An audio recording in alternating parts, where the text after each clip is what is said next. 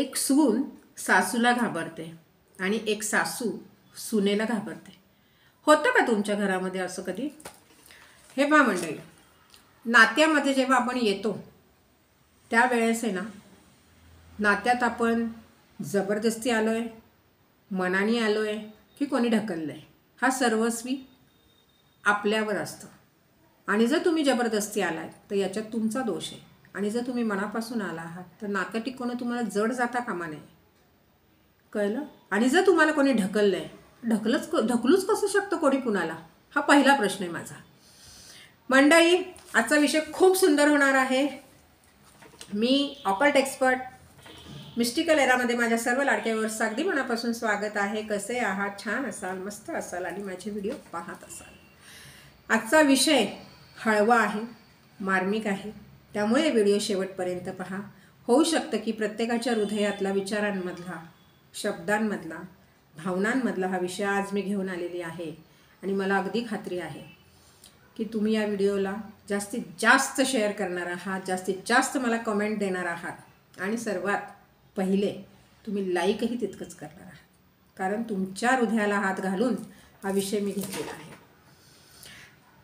तुम्हाला काय वाटतं की नात्यामध्ये जेव्हा आपण येतो, आपण एखाद्या घरात लग्न करून येतो, तर ते घर आपलंसं करावं की ते घर पूर्णपणे आपल्यासाठी बदलावं? कोणाला असं वाटतं की पूर्ण मी एकटी आली आहे तर मला अगदी अगदी राणीसारखं ठेवावं, पूर्ण घरावर माझा ताबा हवे, मला कोणी काही बोलता कामा नये, असं किती सुनांना वाटतं?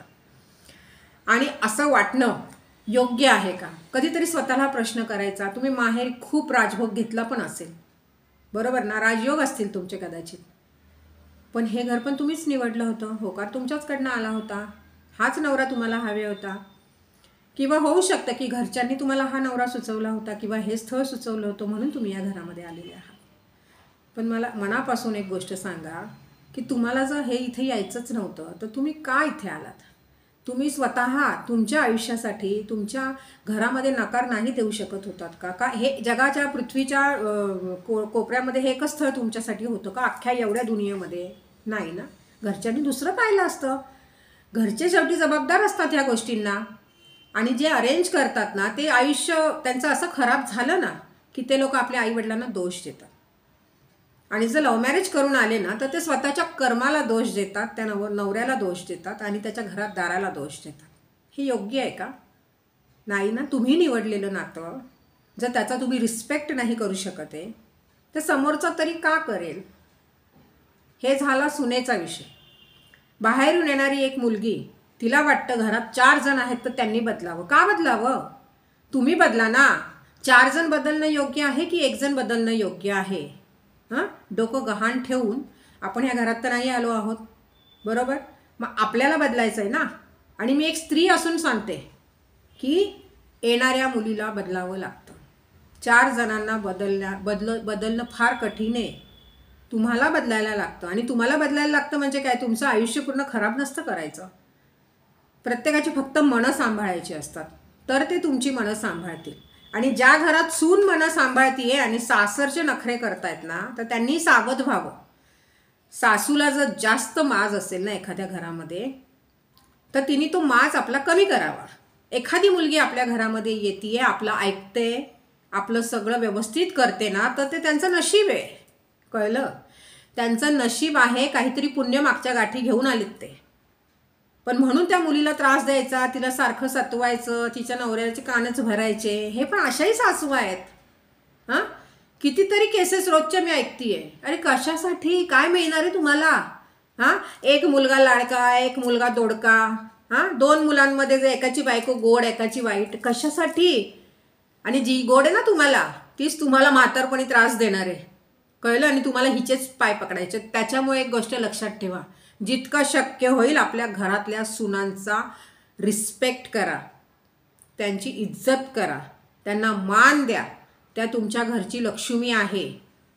आणि तिसरा प्रकार असतो की मुलीची आई डोकं घालते. सगळीकडे डोकं घालायचं असतं त्या बाईला. काय गरज आहे? तुम्ही नीट वाढवलं आहे ना, तुम्हाला तुमच्या संस्कारांवर विश्वास आहे ना की माझी मुलगी जाईल तिथे घर चांगलं नांदवेल. का तुम्ही नाही नीट तिला सांभाळलं आहे आणि म्हणून तुम्हाला सतत सतत सतत नाक खुपसायचं असतं तिथे? काही गरजच काय, पण तिला जगू देत ना. ती कधी शिकणार जगायला, ती कधी समाजामध्ये वावरायला शिकणार. प्रत्येक वेळी तुम्ही सूचना देणार आणि तुमची मुलगी वावरणार, तशीच वागणार, मग त्या घरातल्यांना त्रास देणार, मग त्या नवऱ्याला त्रास देणार आणि एक दिवस काय होणार, तिचं घर मोडणार आणि त्याला जबाबदार कोण, आई. मग आई काय म्हणणार, नवराच नालायक होता, सासूच अशी होती, दीरच असा होता, नणंदच अशी होती आणि तुम्ही कशा होता. आज मी फार परखड बोलतीये, एक एक नात्याची जी वाट लागते ती मी पाहिलेली आहे, कळलं. तर अशा ज्या आया आहेत ना, त्यांनी जरा लुडबुड करणं बंद करावं मुलीच्या संसारात. तुमच्या मुलीवर तुम्हाला ट्रस्ट नसेल ना, तर अशा मुलींची लग्नच करून देऊ नका. माझी मुलगी तर आमच्या घरी ना कधी ती गॅस जवळ पण आली नाही. अरे मूर्खपणा आहे हा, गॅस जवळ आली नाहीये, ठीक आहे, लग्न करून दिलं म्हणून ती नाही गेली त्या सासरच्या गॅस जवळ. अरे पण कधी एकटं राहायची वेळ आली तर काय करेल, काय खाईल, बाहेरचा जंक फूड खाणार तुमची मुलगी. एवढं तिला लाडात नांदवलं, कसली कौतुकं सांगता. शरम वाटली पाहिजे त्या आयांना. या कसल्या आया आणि हे कसले त्यांचे संस्कार. तुमची जहागीरदारी तुमच्या घरी. मुलगी जिथे दिली आहे ना, तिला सुखाने राहू देत, नांदू देत. ती आणि तिचा नवरा बघून घेतील. नाही सासवांनी मध्ये लुडबुड करा, नाही आईनी मध्ये लुडबुड करायची आहे. नणंद आणि दीर तर लांबची गोष्ट आहे. तुम्ही दोघांना जगू दे ना. तुम्ही तुमचं जगून झालंय ना नवऱ्याबरोबर व्यवस्थित, मग राहा ना खुश. कशाला तुम्हाला इथे तिथे इथे तिथे, कुठे चांगलं चाललंय तिथे उगाच जायचं, खुसपट काढायचं, त्यांची भांडणं लावायची. काय मिळतं तुम्हाला हे सगळं करून. आणि हे एक लक्षात ठेवा की जे तुम्ही पेरताय ना तेच उगवणार आहे. तुम्ही जे आज करताय ना, तुम्हाला म्हातारपणी भोगायचंय. आणि उगाचच आहे ना, रोग वाढवून घ्यायचेत तुम्हाला. ह्या सगळ्यांना आजारपणे येणार आहेत तुम्हाला. आपण तर सुखी राहायचं नाही. ज्या घरात पोरगी दिली तिला सुखी राहून द्यायचं नाही, त्या घरच्या लोकांना सुखी राहून द्यायचं नाही आणि पोरीचा संसार तोडायचा. मग काय, पोरीला मुलं असतील तर ती बिचारी आली रस्त्यावर, आली बापाविना जगणार आजी आजोबांकडे. अरे काय अर्थ आहे या गोष्टींना. अजूनही वेळ गेलेली नाहीये. जग बदललंय पण काय बदललंय, अहो घटस्फोटाच्या केसेस वाढत चालल्यात, कळलं. आणि ज्या आयांना ना कामधंदे नाही आहेत ना, फक्त मुलीच्या संसारात डोकं खुपसायचं ना, अशा आयांनी ना थोडंसं लांब राहा, स्वतः जगा, कळलं. तुमची बकेट लिस्ट तयार करा ना, इच्छा राहिल्यात ना अपूर्ण, त्या पूर्ण करायला निघा. एवढा तुम्हाला पैसा आहे, माज आहे, सगळं आहे, तर तिथे जा, कीर्तनाला बसा. नाहीच जमते, तुम्ही कीर्तनवाल्या नसताल तर जाऊन बसा, किटी बिटी करा तुमची. मुलीच्या संसारात डवाडव करू नका.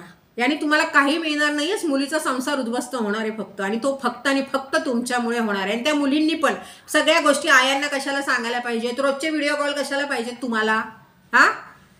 मुलगी दिली आहे तिथे सुखीच असणार आहे. आणि जर एवढं तुम्हाला संशय होता त्या घराविषयी, तर दिलीच कशाला तिथे मुलगी. म्हणजे तुम्हाला जागीतनं उठून फुपाटात टाकायची होती का तिला. कारण तुम्हालाही माहिती आहे ही बया आपल्याकडे काही जमणार नाही आयुष्यभर हिला सांभाळणं, म्हणून तुम्ही नको तिथे दिली आणि ढवळाढवळ करत बसलात. कितीतरी मुलांची आयुष्य यामुळे उद्ध्वस्त झाली आहेत आणि कितीतरी मुलींची आयुष्य उद्ध्वस्त झाली आहेत. आणि अक्षरशः मुली आहे ना, शिकलेल्या महामूर्ख आहेत आजच्या काळामधल्या. इतक्या मुली अशा आहेत ना, आईचं ऐकणार सासरी छळणार, आईचं ऐकणार नवऱ्यावर संशय घेणार, आईचं ऐकणार वेगळ्या होणार. अरे काय चाललंय, कुठे चाललो आहोत आपण. दुनिया कुठे चालली नाही, आपण कुठे, बाहेरची लोक आपली संस्कृती ते जगायला लागलेत आणि आपण आपल्या संस्कृतीला खत पाणी घालायचं, तर आपण काय करतोय, आग लावतोय आपल्या संस्कृतीला. शरम वाटली पाहिजे, खरंच शरम वाटली पाहिजे. ज्यांच्या डोक्यामध्ये ना हे किडे आहेत ना, त्या लोकांनी ना थोडं मेडिटेशन चालू करा. मेडिटेशनवर माझे व्हिडिओ आहेत बघा. आणि नाती संपवायच्या पेक्षा ना नाती जपायला तुम्ही पण शिका, म्हणजे तुमची मुलं बाळ शिकतील. आणि सासवांनी पण थोडंसं सुनेला नवऱ्याशी बोलून द्यावं, फिरून द्यावं, भेटून द्यावं, बाहेर सोडावं. काय सारखं घरामध्ये तिला उठ बस बसली तर उठ म्हटलं की उठली पाहिजे आणि बस म्हटली की बसली पाहिजे. तुमची नोकर नाही आहे तुमची सून. आणि मुलांमुळे भेदभाव करायचा. तुम्ही कसली आई. तुम्ही आई आहात, 4 मुलांना जन्म दिलाय, 1 लाडका 1 दोडका. एका मुलाचा अगदी म्हणजे त्याला बघायचंच नाही आणि बाकीचे 3 लाडके, त्या सुना लाडक्या, जी करतीये ती वाईट. आणि मुलींनो, ज्यात तुम्ही अगदी चांगलं पण बनायला जाल ना, त्यांनी चांगलं बनायची गरज नाहीये. जेवढं जमतं तेवढंच करायचं, पुढे करायचं नाही कुणाच्या. तुम्हाला तुमचा संसार टिकवायचा असेल ना, तर आईचंही ऐकू नका आणि सासूचंही लक्ष देऊ नका, जर सासू तुम्हाला छळत असेल तर. स्पष्ट सांगते आज हे मी. ऑकल्ट एक्सपर्ट आहे, पण नको त्या विषयावर आज बोलायला लागतंय आणि ह्याची खंत आहे मला भरपूर. कळलं? आणि हा व्हिडिओ जास्तीत जास्त त्या सासवांपर्यंत आणि त्या आयांपर्यंत पोहोचवा. एखादी सासू काय तर आपल्या एकुलती एक मुलगी आणि एकुलता एक मुलगा आहे, तर मुलीलाच सगळी प्रॉपर्टी देऊन बसते. मग मुलांनी काय पाप केले तुमचं? का त्याची बायको तुम्हाला आवडत नाही म्हणून? आणि तुमची मुलगी काय करणार आहे ते घेऊन? हां, दोघांना समान करा. तुमचीच मुलं आहेत, तुम्हीच जन्म दिलाय. अक्षरशः तुम्ही नाती किती खराब करताय ना, तुम्हाला अंदाज येत नाहीये या गोष्टींचा. आणि तुम्हाला जेव्हा पश्चाताप होईल ना, वेळ निघून गेलेली असेल पश्चाताप करण्याची, वेळी सावध व्हा आणि नाती जपा, नात्यांचा रिस्पेक्ट करा. मुलींनी तर सगळ्यात पहिले सावध व्हा अशा आयांपासून आणि अशा सासवांपासून. कळलं? अजिबात पुढे पुढे करायचं नाहीये कोणीच कोणाच्या. स्वतःचा रिस्पेक्ट जपायला शिका. पुन्हा लवकरच भेटू. व्हिडिओ आवडल्यावर शेअर करायचा, लाईक करायला तर अजिबात विसरायचं आणि जास्तीत जास्त व्हिडिओ शेअर झाला पाहिजे. हा डोकं तापलेलं आहे प्रचंड. लोकांना मी अशा स्थितीमध्ये पाहिलेलं आहे ना, ह्या फक्त आई आणि सासूमुळे, म्हणून हा आजचा व्हिडिओ आहे. लवकरात लवकर व्हिडिओ शेअर झाला पाहिजे. छान राहा, मस्त राहा आणि माझे व्हिडिओ पाहत राहा.